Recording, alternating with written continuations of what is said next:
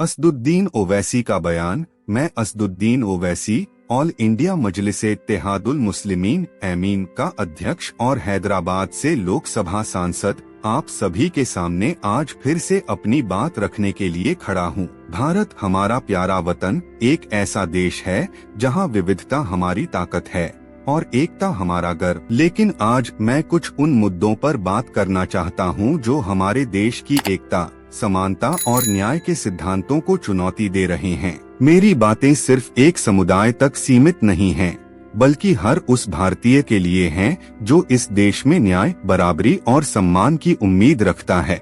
हमारा संविधान हमें बराबरी का हक देता है, चाहे हम किसी भी धर्म, जाति या समुदाय से हों। लेकिन क्या वाकई में यह बराबरी हर भारतीय को मिल रही है? मैं यह सवाल इसलिए उठा रहा हूँ क्योंकि आज देश में अल्पसंख्यकों, खासकर मुसलमानों के खिलाफ भेदभाव और अन्याय की घटनाएं बढ़ रही हैं। चाहे वह कांवड़ यात्रा के दौरान धार्मिक आधार पर दुकानदारों की पहचान करने की बात हो या फिर वक्फ संशोधन विधेयक 2025 के जरिए मुस्लिम समुदाय की संपत्तियों को निशाना बनाने की कोशिश, ये सभी घटनाएं हमारे संवैधानिक मूल्यों पर हमला हैं। मैंने लोकसभा में वक्फ विधेयक की कॉपी फाड़कर यह संदेश दिया कि हम इस तरह के भेदभावपूर्ण कानूनों को बर्दाश्त नहीं करेंगे। यह विधेयक वक्फ की संपत्तियों की रक्षा के लिए नहीं, बल्कि उन्हें हड़पने की साजिश है। मैं केंद्रीय अल्पसंख्यक मामलों के मंत्री किरेन रिजिजू के उस दावे का भी पुरजोर विरोध करता हूं, जिसमें उन्होंने कहा कि भारत में अल्पसंख्यकों को बहुसंख्यकों से ज्यादा सुविधाएं मिलती हैं।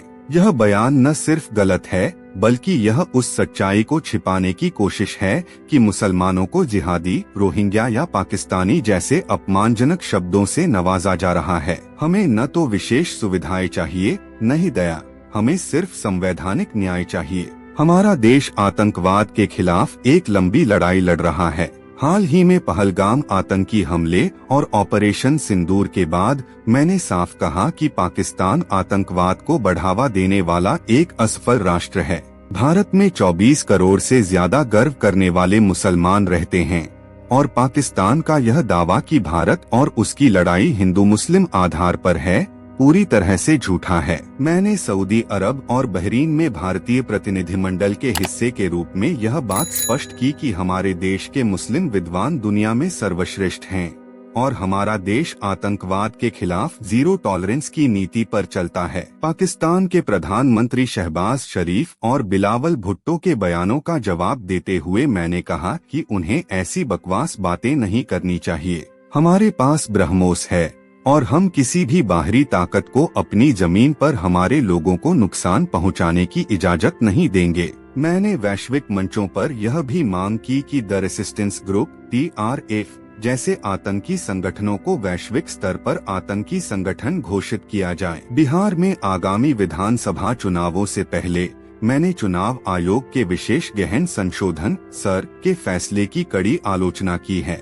यह नीति जो मतदाताओं से उनके और उनके माता पिता के जन्म प्रमाण पत्र मांगती है, गरीबों, खासकर सीमांचल क्षेत्र के लोगों को वोट देने के अधिकार से वंचित कर सकती है। यह एक तरह से NRC को पीछे के रास्ते से लागू करने की कोशिश है। मैंने इसे लोकतंत्र पर हमला बताया है और मैं इसके खिलाफ लड़ता रहूंगा। हाल ही में सरकार ने 3 संशोधन विधेयकों को पेश किया जो किसी भी मंत्री को 30 दिनों तक हिरासत में रखे जाने पर स्वतः हटा देगा।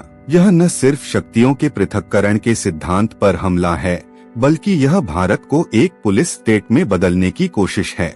मैंने इसकी कड़ी निंदा की और कहा कि हम ऐसी नीतियों का विरोध करेंगे जो हमारे लोकतंत्र को कमजोर करती हैं। मैं हमेशा से सामाजिक न्याय और समावेशी विकास का समर्थन करता रहा हूं, चाहे वह पिछड़े मुसलमानों के लिए सरकारी नौकरियों और शिक्षा में आरक्षण की मांग हो या फिर हज सब्सिडी को खत्म कर उस पैसे को मुस्लिम महिलाओं की शिक्षा पर खर्च करने का सुझाव। मेरा मकसद हमेशा समाज के कमजोर वर्गों को मुख्य धारा में लाना रहा है। मैं हिंदुत्व विचारधारा का आलोचक हूँ, लेकिन इसका मतलब यह नहीं कि मैं हिंदुओं के खिलाफ हूँ। मेरा विरोध उन नीतियों और विचारों से है जो देश को बांटने का काम करते हैं। 15 अगस्त 2025 को मैंने हैदराबाद में कई जगहों पर तिरंगा फहराया और देशवासियों को यौम आजादी की मुबारकबाद दी।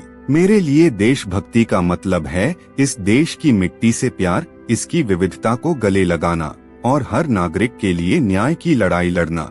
मैंने कहा, दिल से निकलेगी न मर कर भी वतन की उल्फत, मेरी मिट्टी से भी खुशबुएं आएगी। मैंने हमेशा भारत की वैश्विक छवि को मजबूत करने की दिशा में काम किया है, चाहे वह सऊदी अरब में पाकिस्तान के झूठे प्रचार का जवाब देना हो या फिर बहरीन में भारत की आतंकवाद के खिलाफ लड़ाई को दुनिया के सामने रखना। मैंने हर मंच पर भारत का पक्ष मजबूती से रखा। मैंने तुर्की से भी अपील की कि वह पाकिस्तान के आतंकवाद समर्थन को देखते हुए अपनी नीतियों पर पुनर्विचार करे। मेरे प्यारे देशवासियों, हमारा देश एक महान राष्ट्र है, लेकिन इसे और मजबूत बनाने के लिए हमें एकजुट होकर अन्याय, भेदभाव और आतंकवाद के खिलाफ लड़ना होगा। मैं असदुद्दीन ओवैसी आपसे वादा करता हूं कि मैं हर उस मुद्दे पर आवाज उठाता रहूंगा जो हमारे देश की एकता और संवैधानिक मूल्यों को चुनौती देता है। आइए हम सब मिलकर एक ऐसे भारत का निर्माण करें जहां हर नागरिक को बराबरी, सम्मान और न्याय मिले। जय हिंद।